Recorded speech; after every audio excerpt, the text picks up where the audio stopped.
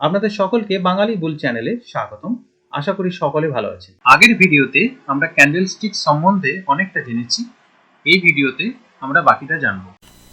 Candlestick type 4 লো momentum candle.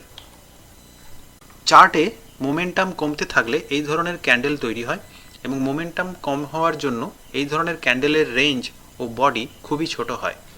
এই ধরনের ক্যান্ডেলের মাধ্যমে আমরা অ্যালার্ট পাই চার্টে যে মোমেন্টাম চলছিল তা কমছে, এরপরেই চার্টে ট্রেন্ড রিভার্সালের সম্ভাবনা বেড়ে যায়। মোমেন্টাম ক্যান্ডেল ও রিজেকশন ক্যান্ডেল একটা ট্রেন্ড ডাইরেকশনকে ইন্ডিকেট করে, তাই এদের আমি সিগন্যাল ক্যান্ডেল বলি। এই সিগন্যাল ক্যান্ডেলের পরে আমাদের লক্ষ্য থাকবে ফলো আপ প্রাইস অ্যাকশনের উপর। দু রকম ফলো আপ প্রাইস অ্যাকশন হয়, এক হচ্ছে bullish follow up price action, দুই হচ্ছে bearish follow up price action. এই ফলো আপ প্রাইস অ্যাকশনকে বুঝতে পারলেই আমি সিদ্ধান্ত নিতে পারবো ওই চার্টে আমি বায়ার হব না সেলার হব না নো ট্রেড। আমার কাজ শুধু ফলো আপ প্রাইস অ্যাকশনের ট্রেন্ড ডাইরেকশনকে ফলো করা। চলুন চার্টে পুরো ব্যাপারটা ভালো করে বুঝে নিই। এখানে লক্ষ্য করুন, এখানে একটা বুলিশ রিজেকশন ক্যান্ডেল তৈরি হয়েছে। প্রাইস এখানে নিচের দিকে নেমে এসেছিল প্রথমে, কিন্তু নিচে বাইং প্রেশারের জন্য প্রাইসে একটা বুলিশ রিজেকশন ক্যান্ডেল তৈরি হয়েছে। তারপরে আবার একটা বুলিশ রিজেকশন ক্যান্ডেল তৈরি হলো।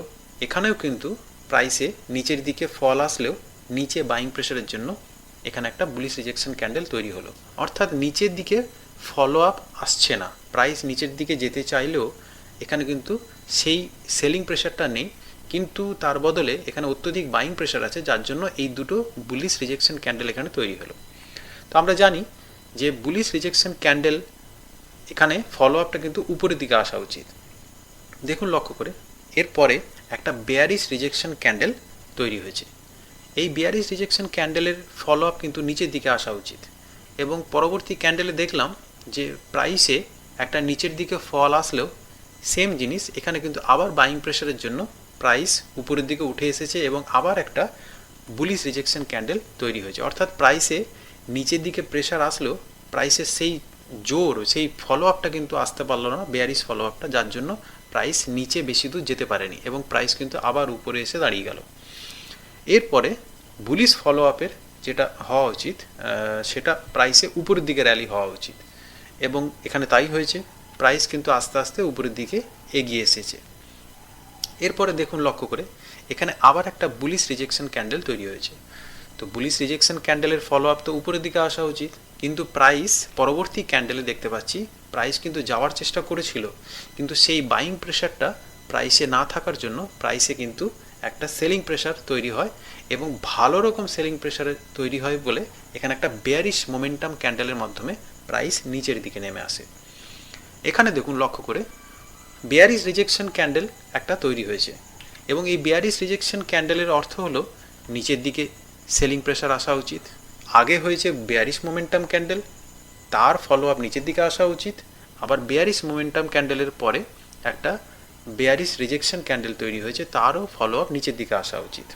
তো আমরা দেখছি ঠিক এই বেয়ারিশ রিজেকশন ক্যান্ডেলের পরে একটা ছোট গ্রিন ক্যান্ডেল তৈরি হয়েছে, এবং তারপরের ক্যান্ডেলটাও কিন্তু একটা হাই করেছে ওই গ্রিন ক্যান্ডেলের উপরে, কিন্তু ওই বেয়ারিশ রিজেকশন ক্যান্ডেলের হাইয়ের উপরে কোনো ক্যান্ডেলই ক্লোজ করতে পারেনি, যার ফলে সেলিং প্রেশারটা বেড়ে যায় এবং এখানে আবার একটা বেয়ারিশ মোমেন্টাম ক্যান্ডেলের মাধ্যমে সেলিং প্রেশার আসে। দেখুন, বেয়ারিশ মোমেন্টাম ক্যান্ডেলের ফলো আপ কিন্তু নিচের দিকে আসা উচিত ছিল, কিন্তু বেয়ারিশ মোমেন্টাম ক্যান্ডেলের ফলো আপ খুব শক্তিশালী না হওয়ার জন্য এখানে এত বড় একটা বেয়ারিশ মোমেন্টাম ক্যান্ডেল তৈরি হলো, কিন্তু এখানে প্রথমে যে দুটো বুলিশ রিজেকশন ক্যান্ডেল তৈরি হয়েছিল এই দুটো ক্যান্ডেলের রেঞ্জের কাছাকাছিও প্রাইস আসলো না, এবং তারপরে পরবর্তী ক্যান্ডেল একটা বুলিশ মোমেন্টাম ক্যান্ডেল তৈরি হলো এবং নিচের দিকের ফলো আপকে রিজেক্ট করে প্রাইস সঙ্গে সঙ্গে রিভার্স করে গেল। এর সাহায্যে আমরা বুঝতে পারছি যে এখানে একটা বুলিশ ফলো আপ প্রচণ্ড পরিমাণে রয়েছে, এবং বাইং প্রেশারের জন্য এই ফলো আপটা আস্তে আস্তে উপরের দিকে উঠে আসছে। তো এরপরে দেখছি আবার একটা বেয়ারিশ রিজেকশন ক্যান্ডেল তৈরি হয়েছে। তো আমরা জানি বেয়ারিশ রিজেকশন ক্যান্ডেলের ফলো আপ নিচের দিকে আসা উচিত। পরবর্তী ক্যান্ডেলে প্রাইস সামান্য নিচের দিকে আসতে চাইলেও ওখানে আবার একটা ইনডিসিশন ক্যান্ডেল তৈরি হয়ে যায়, এবং তারপরে দেখুন নিচের দিকে তো ফলো আপ এলোই না, তারপরে আবার একটা বুলিশ মোমেন্টাম ক্যান্ডেলের মাধ্যমে উপরের দিকের ফলো আপ চলে এলো। অর্থাৎ যখনই যে ফলো আপটা আসার কথা সেটা যদি না আসে কিংবা সেই ফলো আপের সাইজ যদি ছোট হয়, তাহলে আমাদেরকে দেখতে হবে যে চার্টে বিপরীত দিকে ফলো আপ আসার সম্ভাবনা বেড়ে যায়। তো এখানে দেখছি একটা বুলিশ মোমেন্টাম ক্যান্ডেলের মাধ্যমে উপরের দিকে ফলো আপ এলো, আবার একটা ডোজি ক্যান্ডেল বা ইন্ডিসিশন ক্যান্ডেলের পরে আবার একটা বুলিশ মোমেন্টাম ক্যান্ডেল তৈরি হলো। তো এই নিচ থেকে যেটা দেখছি আমরা যে বুলিশ ফলো আপটা কিন্তু প্রচুর বেশি পরিমাণে এখানে রয়েছে এবং বেয়ারিশ ফলো আপগুলোর সাইজ খুব ছোট এবং বেয়ারিশ ফলো আপগুলো নিচের দিকে রিজেক্ট হয়ে যাচ্ছে। তো এইভাবে এখানে চার্টে দেখছি যে আবার বুলিশ রিজেকশন ক্যান্ডেল হচ্ছে এবং বুলিশ রিজেকশন ক্যান্ডেল কিন্তু নিচের দিকে রিজেক্ট করছে এবং উপরে গিয়ে ক্লোজ করছে। তো এইভাবে প্রাইসে খুব সুন্দরভাবে একটা উপরের দিকে র্যালি হলো বুলিশ ফলো আপের মাধ্যমে। এখানে পুরোটাই দেখতে পেলাম যে বেয়ারিশ রিজেকশন ক্যান্ডেল এবং বেয়ারিশ মোমেন্টাম ক্যান্ডেল হওয়া সত্ত্বেও নিচের দিকের ফলো আপ রিজেক্ট হয়ে গেল এবং বুলিশ ফলো আপ আস্তে আস্তে কন্টিনিউ করলো এবং প্রাইসকে নিচের থেকে উপরের দিকে টেনে আনলো।